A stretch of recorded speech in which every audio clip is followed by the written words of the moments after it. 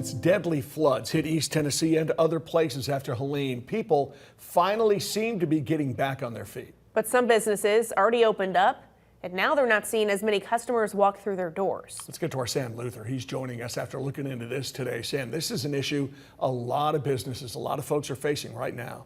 Yeah, guys, these business owners in downtown Newport consider themselves fortunate that they're already back open, knowing plenty of others had it much worse. And while they're tremendously grateful for the amounts of generosity in the aftermath of the storm, they're seeing big drop-offs when it comes to their business.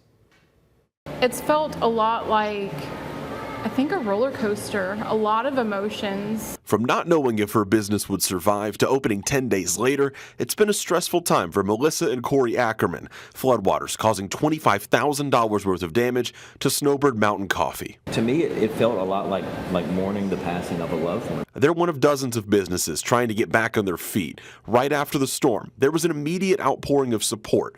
But since last week, they've seen a change. Yesterday, we had a 40% drop in sales. Hundreds of dollars every day this business and others are losing out on. Ackerman believes there's a few reasons why. Like, we've heard that a lot of people didn't know that most of the businesses downtown were even open yet.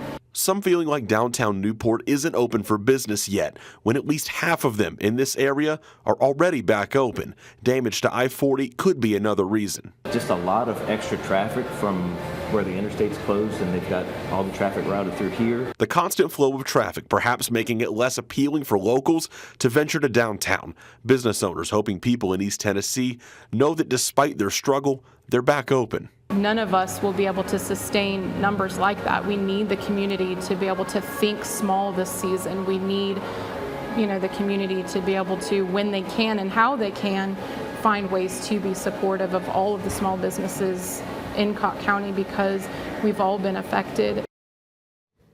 Yeah, the Ackermans there say they know a lot of folks might still be dealing with their own loss, and they understand why some people might not want to get out and shop quite yet and spend that extra money. But guys, they say that the best way to help small businesses like theirs and so many others there downtown and all across Cott County is by just paying them a visit if you're able to. Yeah, absolutely. All right, Sam, thanks.